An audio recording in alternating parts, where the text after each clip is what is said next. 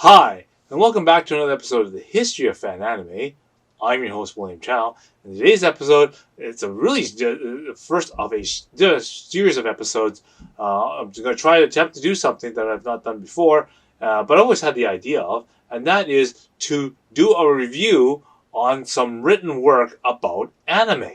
Okay, so people have been using anime to write essays, to write like theses and documents, and obviously homework assignments and that kind of stuff about anime.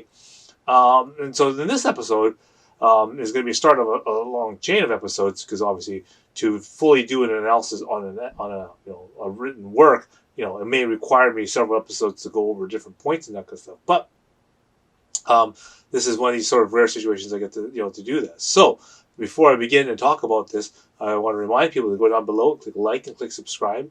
Again, any sort of comments and things that you would write down does help the YouTube algorithm. So at least hitting that like definitely does really help. So do please do that. Again, if you want to support me financially, I do have the super thanks button available, as well as the PayPal and Patreon links. Again, I've now added a little more content to the Patreon. So again, if people who are interested in my new ebook that's out, I've now added video versions of that available now. Again, so again, you can go to the Patreon, you can log in for free, and again, I've made it so that any of the paid accounts, has access to that first ebook for free, and the video version, you get a massive discount on it as well. So in case you would like to get a video version of the ebook, okay, as well as the audiobook as well. So do check that out. Link is below.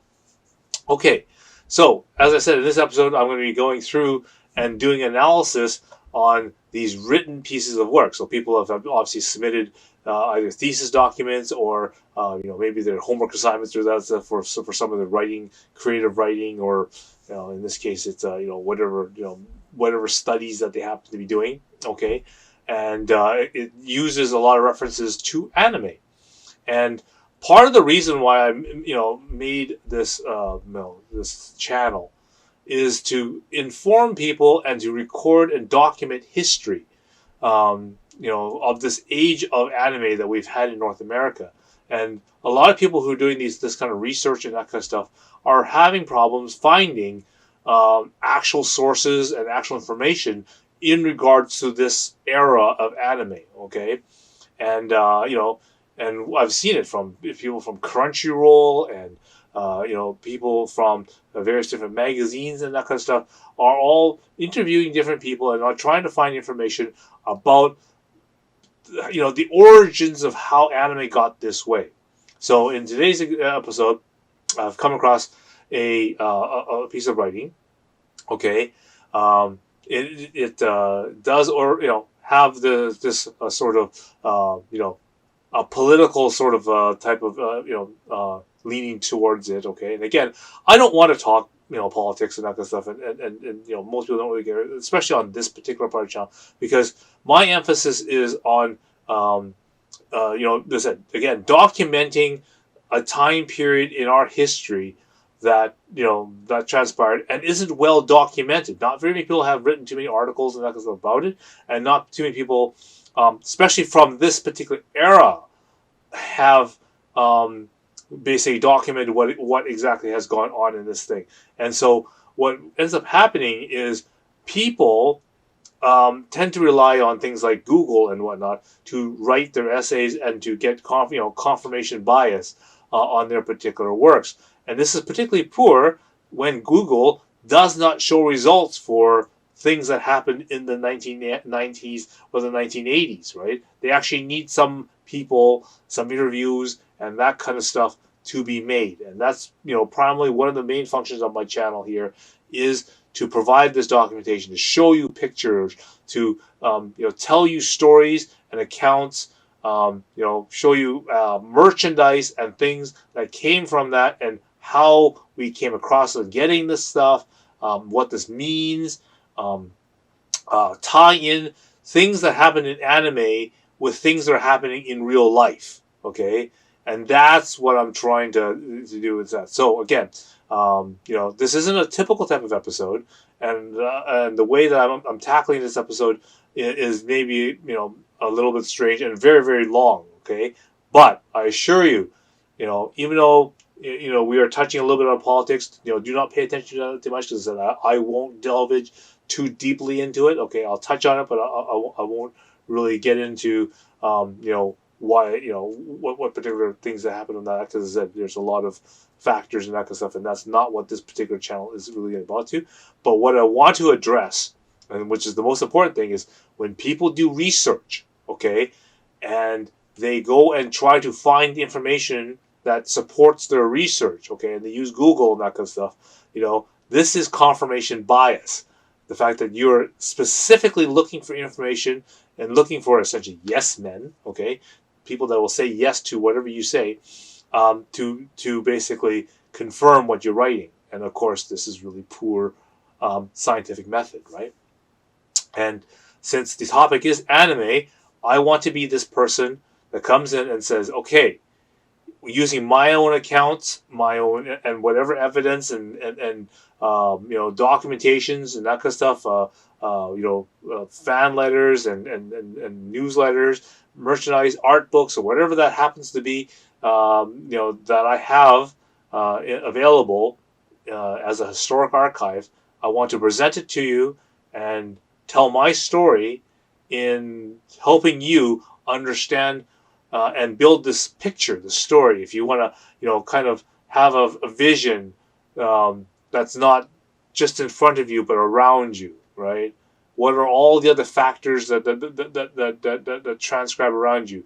So when I describe what the environment of, let's say, an anime convention in 1991, or some of the funny stories and conflicts and cosplay and that kind of stuff that happened at Comic-Con in '89. Okay, I want to not only tell you the story, I want to see if I can get you some pictures. I want to give you some context of why this is this particular thing happened.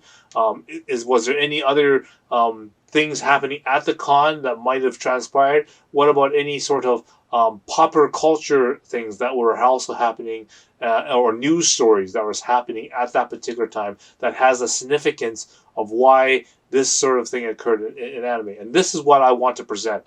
Okay, this is the history part and the accounting part, and of course the recording of and documentating of this kind of history.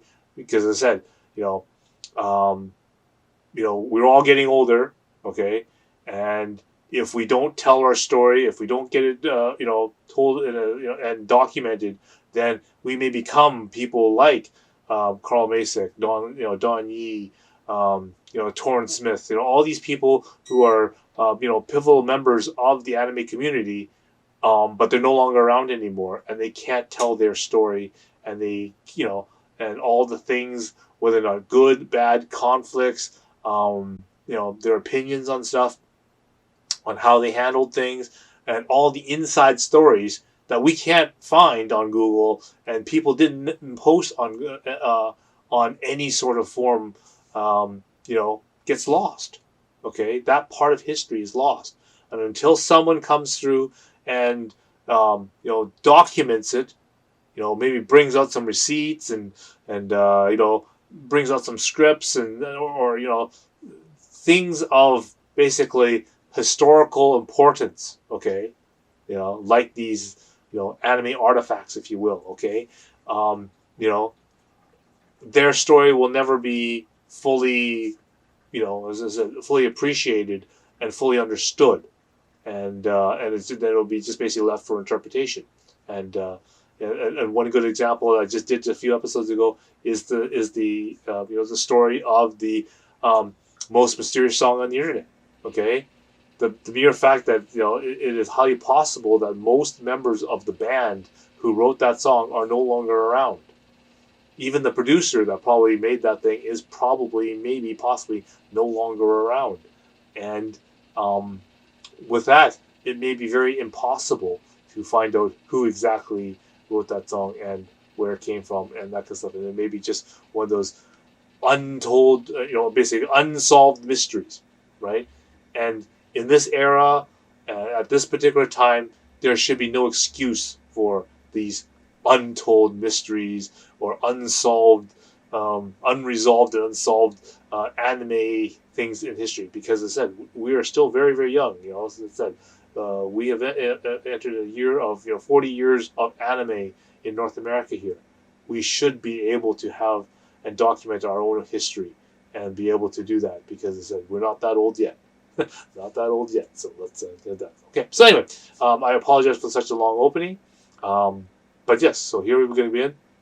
I'm going to break this up into smaller episodes, and I'm going to kind of spread them out so that it's more digestible, and people can think about and do the different things rather than one big, huge 5-hour, 6-hour long video. Okay, so I'll break it up for you. All right. So without further delay, let's begin. Her written responses to sexist fan mails in the magazine were often discussed in rec.arts.anime, and I associate most of the users' refusal to associate anime and feminism, okay?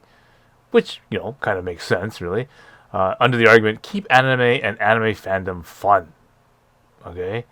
And protest to negative networking practices, i.e., what you define as network, their practices, which obviously this is obviously then in this case critique, because you obviously wrote this in a published article, so you are the editor, you are the the person who's supposed to be controlling and writing these articles for public consumption.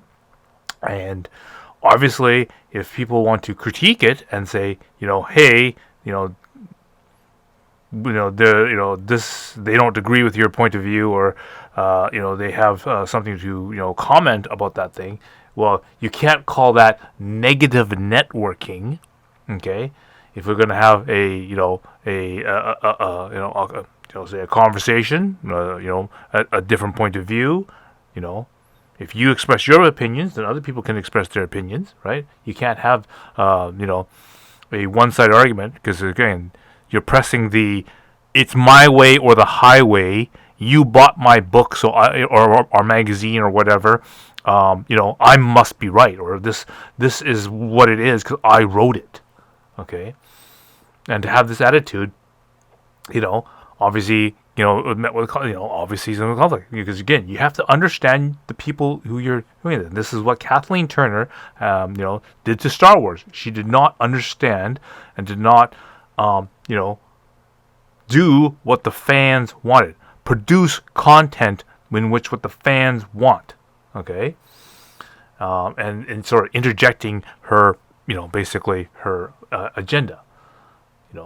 And again, you refer to this as protest to negative networking practices were often met with laughter, lols, right?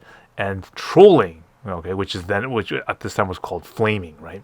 What you're referring to is people who don't agree with these comments and that kind of stuff are then referred to as negative networking, not just, hey guys, let's not talk about this crap in this particular form. Sure, I know you're the editor of Animag magazine or Anime America, or you have this position as the translator in that, and you keep exerting this my way or the highway. Well, that's exactly what people start doing. They say, okay, well, we're not going to buy your crap. We're not going to start reading your crap. You're not the end all say all. Who died and made you queen, type of thing, right? And when you start making comments like that, and you want to dish it out, but you can't take it, and if it's too hot in the kitchen, get out of the kitchen, right? That's those sayings how it goes, right? But you decide to write this as, this is the negative networking, okay? And so I decided, okay, just for fun, I decided, okay, let's go back to one of my old issues of Animag magazine, and let's just see what one of these articles are like, and let's just see how what she said and how she might have said it better, in order to cater to the market. Okay, so just for fun, I decided to pull out Animag issue number 10 out of my archives. Okay, so Animag magazine number 10. Remember the days when you watched everything and when all animation was new and wonderful and you embraced it with equal forever. I don't limit this time to the so-called golden days of the early 70s because I think the first blush is something that happens to everyone no matter how early or how late one comes into anime fandom. Imagine I came into the anime fandom relatively late. It was right around in the 1980s with Winchester's film Star Blazers. Okay, I don't mean to imply that I have become jaded. Now more than ever, I appreciate uh, for the medium, and I watch what I appreciate, even though I don't always appreciate what I watch. Okay, so she's basically, making a point, and this is a really good part of the editorial where she's saying that okay, people when they first get exposed to anime, they watch a lot of different sort of stuff, and they really appreciate all the stuff that they watch because it's all new, it's different, it's you know it's a really eye-opening experience that a lot of people would experience, and that sort of becomes that sort of golden era for that. And again, for many of us that got started in anime in the she says early 70s, I got into it basically.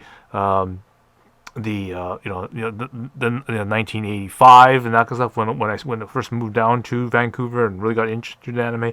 That's my sort of golden era type limit. Okay, this is great stuff. Like just saying it like it is, right? Then she goes continues on here.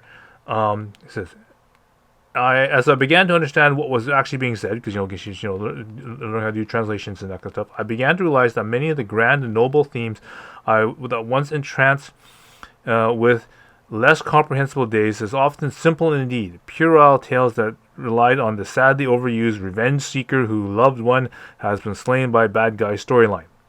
Okay, and what she now refers to is the fact that okay, now she's getting translations and stuff, and now she understands the things. She realized that these grand ideas and things that she saw that was so great aren't that are pretty simple, and as she writes here, very very overused tropes and that kind of stuff, which is pretty common, and I pretty much alluded to the same thing is that the Japanese have a formula. Okay, they know who they're marketing their audience to, and if she doesn't realize that hey, most of the stuff that's coming out isn't appealing to her because they aren't made for her. So no wonder why she finds it. Okay, another giant robot show, another oh my god, as she writes here. The revenge seeking for the loved one or whatever, friend, whatever, that got slain by the bad guys, okay? Gee, well, like how many animes has that happened in, right? Gundam, Zeta Gundam, Double Zeta Gundam, Dan Cougar, SPT Lazenar, Heavy Metal Elgime, Gundam Seed, and I'm sure the list could go on, okay? But this is what the anime fans at this particular time wanted. Just because you found it to be tropish or I'm starting to understand this and I'm losing interest, well, that's fine. Again, editorial comments, that's fine. That's your opinion, that's great. Okay? See? And right at the very part here it says, keep in mind who exactly is producing these animated fantasies and for whom the animation is produced. Okay, so she admits right away that she has no say in what this particular thing is, because it said this is a Japanese company. They're releasing Japanese anime in Japanese language for the Japanese people. Okay, a large percentage of it is aimed at high school age boys who live in a society that provides notoriously little room for personal expression and individualism, which is it's Japan. What are you gonna write here that tells us that just goes the boys here can go to university or are forced to go to university to get a good job and become part of the the Japanese structure, get married before 25, that kind of stuff. Well, that's what they do in Japan. So it's not, it's not our place to to conduct or implement things on them, or look at what we do over here in North America and start imposing things on them in Japan. Right? That's not our goal. But you make a mention of it, but it's just fine. Anything that has been originally published in one of the weekly mangas such as Shonen Jump or Young Jump, example, is tailor-made for Genki, young men of age 10 through 12. So be prepared for bare chests, mokuri, and spurting blood. Okay? And, she didn't have to word it that way. Okay? Because it's obviously what she's basically saying is, hey, keep in mind that the Japanese animations that they're releasing, okay, is, as I said, tailor-made. These marketing companies and that kind of stuff in Japan, they've already figured out, if we're going to make anime, we're going to make it, designed for elementary school kids, right? So we can sell them merchandise. So that's your 10 to 18, so elementary school to high school, okay? We're going to aim some of the stuff towards the university students and that kind of stuff, right?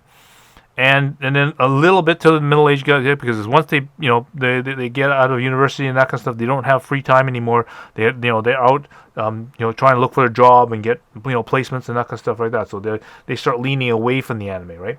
But when they come across money, then you can still get them to buy stuff, right? So that's why there's a little bit of to that, right? So you've just taken that fact and you just explained it to us in that way, right?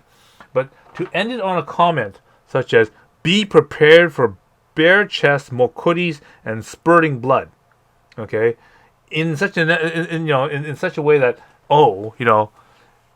I'm disappointed that this is what it's been going into, basically the overusage of the female body, right?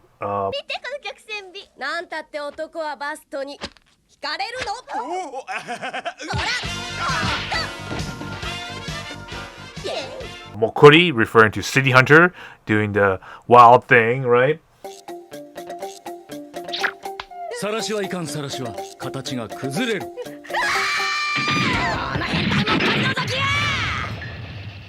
And and spurting blood, fisted North Star.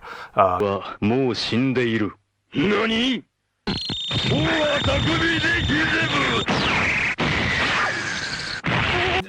list probably goes on and on if you want to talk about that kind of stuff, right? So and I'm it comes off as having a little bit of a kind of a disappointment to that. But what have you written in this little in this editorial here that you've kind of spewed off, implying or intending for that to do? You expect the Japanese to say, "Oh no, I guess we should have more more animes and stuff dedicated for women, and maybe we should have more soap opera and stories about love and character development and that kind of stuff, right? Or whatever, right? But see, the Japanese aren't looking for that. The Japanese knew that this isn't what sells, okay? And nothing that you say here will make any influences to what's in Japan. See, so what you're doing is sure, you can write whatever you want on here, okay, and publish this in your magazine because you're the editor. That's fine. And then she ends the concourse is basically, of course you may be watching Japanese animation precisely for this reason, and that's okay too. So you're basically saying, she's disappointed that anime is all about bared chests, mokuris, and spurting blood. Because she wants something else. But because, you guys, if you are watching anime with bare chests and mokuris and spurting blood, that's okay. You can do that. That's all fine. I may not be fine with it, but that's okay. You guys can do it. Yeah. See? Very condescending and very, obviously, so, people have sensed this, and they can see that some sort of hidden agenda is pointed at that. Why did you have to say it that way? Why couldn't you say that, hey, they realize that, the secret formula is the three G's, just like I always commented. The secret formula that the Japanese have figured out is, hey, if it's going to be a good anime, you put the three G's. You put the girls, you put the guns, you put the gore. Right? And that's pretty much what you sort of referred to here, right? You get, you get the bared chests and the the hentais and that kind of stuff. You get the gun action, lots of things shooting at each other and blowing up and big explosions and that kind of stuff. That's always a good thing. And of course, the Fist of the North Star and the atata omae shinderu kind of stuff, right? That is what they know what the market is to sell. And so, I pulled this out of the Anime magazine, right? And this is the, onto the U.S. market, okay? And so we already know and have a good flavor of what's what's coming or what's out, and then we already know what's going to come out because we've already started to fan sub it already. So, at Arctic Animation, right? 1990, I've already done a lot of the Orange Road. We're getting lined up to do Maison Akaku. In 91, 92, we're doing Pat Labor. Then we're going to get, because of the, Sailor Moon coming out in 92, we get into doing Sailor Moon next, right? But again, commercially, this kind of, even things like Sailor Moon won't come out until 95. Dragon Ball won't come out until 95, okay? Yet here she is, in 1990 saying, well, we're gonna have to get ready for some more episodes of City Hunter and more of that Mokori, right? We're gonna have more, bare chest stuff. So again, a lot more of that fan service kind of stuff. More, obviously more hentais because that's how A Division and all those guys got more stuff, right?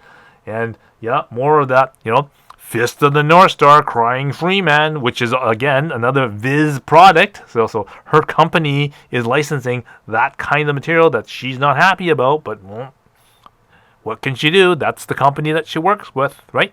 So, she may not be interested in that kind of stuff, or has expressed disinterest in it. But again, why did you have to word it that way?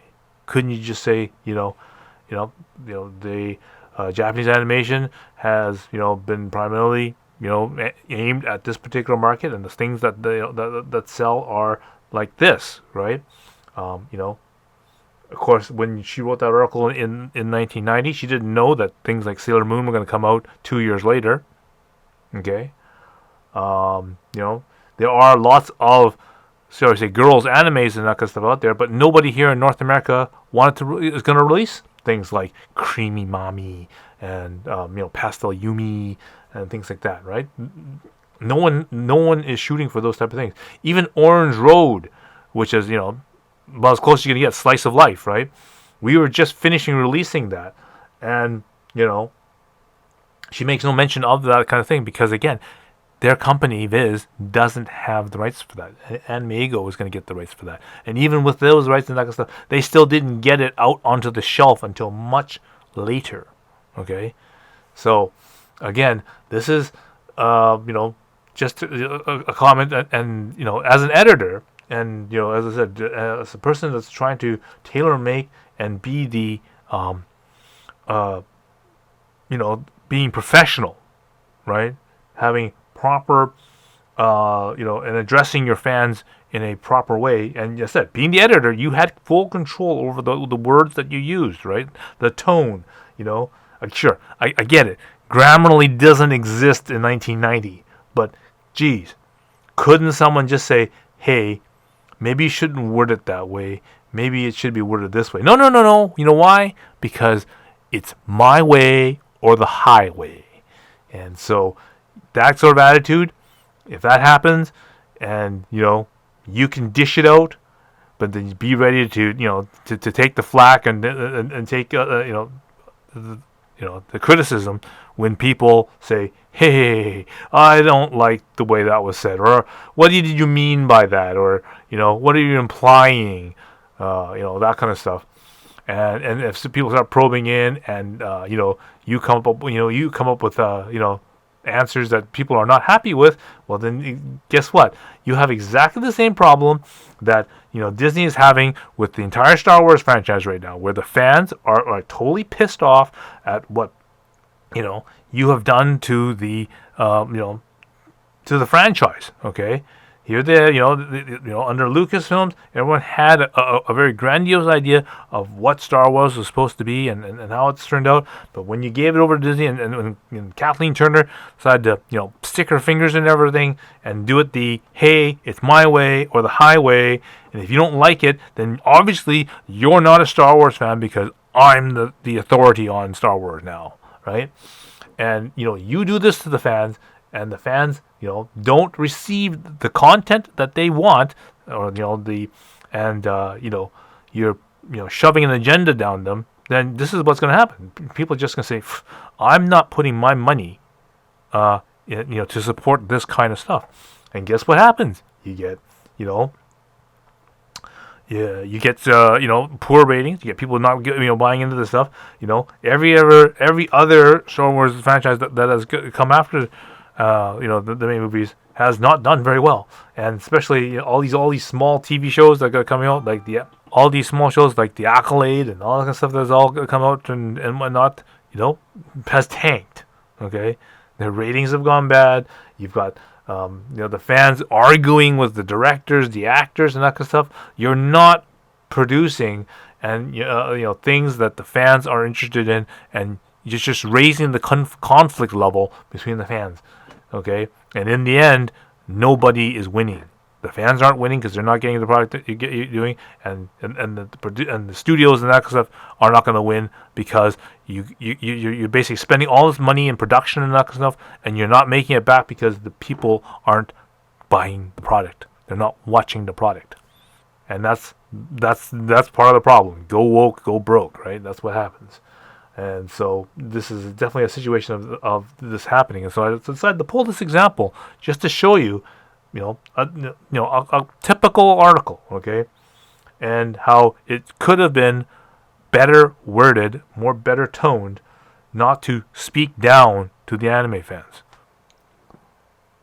Okay, so here we have, you realize that, okay, in the next year, Anime America. So your magazine that you are now the editor of, gets bankrolled by Viz Communications, right? So a Japanese company, Kabuto Shoten, right? They're now going to back and make a new magazine called Anime America, okay? Where you're now going to be doing some translation work and being the editor on staff, right? Wouldn't it be a good idea to promote your own products? Promote things in a light to get people excited about the new upcoming titles, and leave indications of things to be excited about, and hey, stay tuned and buy the next issue and that kind of stuff. Hype up the fact that hey, we're coming out with or Viz is coming out with Crying Freeman. Right on. More blood and splatter. Or how about, oh yeah, Guyver, Biobuster is coming out in graphic novel form. Yeah. Or how about, the front cover of America is Macross 2.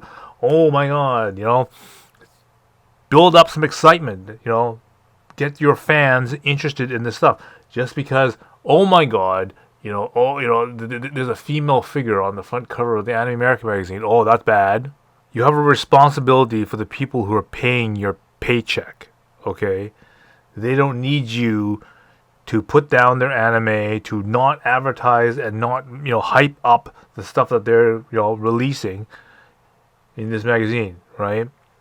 You have a responsibility as a spokesperson, okay, to promote the products that you're trying to sell, to represent your shareholders and the people who are paying your paycheck to make money and to make profits, and thus, keep you on the payroll. Okay, this isn't your platform to start spewing your crap, saying, oh, okay, well, I'm not for the spewing and the spraying of stuff, right? So I don't really support the Fist of the North Star manga, but because my company Viz is now translating the manga for that, I guess I have to say, yeah, guys, do please buy that magazine if you really want to, but um, you know, that's okay if you don't, right? If you have to buy that, then then go do so, right? And then of course, the next issue after that is the Dirty Pair. Oh no, that's exploitation. That's that's really bad. You guys shouldn't be watching that stuff. Because it's bad for you. It's it's idolizing and pedalizing like women. That's very derogatory. Too much chest is showing there. That's bad. But I mean, if you do like that, go ahead and get that, right? Not that our company is actually doing these subtitles for that, or our advertisers that are advertising in the magazine have that in there. So yeah, do please support them if you really want to. You don't have to. It's not something that I would want to watch. Because it's just not my flavor. But but if you want to, you can if you want to. I mean, that's not the attitude you should have. You should be kind of hyping up, saying, "Yes, we got." And in the next issue, we're gonna cover Dirty Pair. We're gonna cover Captain Harlock, and oh yes, don't wait, Macross 2, and oh yes, and if you like that good stuff, Viz is coming out with Fist of the North Star. Yeah, stay tuned. Next episode, next issue, pick it up on the shelves. It's coming out. I'm excited, right? That's the tone that you should have. You should be hyping it up, okay? Not trying to insert your little platform there. Because what is that going to do? You're basically telling people not to buy the product. Stay away from it. Cost our company money. Don't buy don't buy it if you don't want to. If you don't support me, then fine. Whatever. Like, these people are paying your paycheck. Thank you for sticking along and basically staying with it for this long. I really appreciate that. I said again, this is not typical content that I like that I like to to do, and but I think it's very interesting. Not so much for the the topic or whatever of the particular essay here, okay? Because I don't that's probably that's politics and that kind of stuff is something I don't want to get into on this particular channel. But again, the importance of is correctly documenting events that happened in the past, especially in this very important golden era part of anime, and making and setting the record straight. You can make your own interpretations, and as when I remember when I took when I was on jury duty, okay, someone made a very prolific statement, okay, which really shaped the way how I think and interpret things. And this is what he said. You can choose to not believe, partially believe, total believe, none, some, or all of the evidence. Okay? So think about that. You can either, and this is it. There's, you've provided 6 different possibilities for one particular type of outcome. So if someone presents you a piece of information, you can choose to 0% believe none of it. Okay, like you have no confidence in it. You can have some belief or some particular confidence of some level, or you can be totally invested in believing this thing. Okay, but also you can also choose to believe none of the evidence. So, if multiple pieces or one piece of evidence that has different facets of it, you can choose to believe none of that. Maybe some parts of the evidence you deem credible and you will believe some parts of that. Or you trust the evidence, okay, so you fully believe that this evidence is 100% all parts of the evidence, so all the evidence as a whole, and you can choose to believe none of it, some of it, or all of it. And you can choose what level you believe it to, whether or not you just decide to 100% with or 0% confidence in any parts of that, partial confidence in 0 to all of it, or 100% confidence in none or all of it. Okay? Seems kind of confusing, but at the same time, it really resonated with me about how you would learn to interpret things and take the parts that you want to, that you feel credible, okay, and then you can analyze that using critical thinking to determine whether or not you wish to add this to your base of knowledge or disregard it as just total fluff, or maybe something in the middle.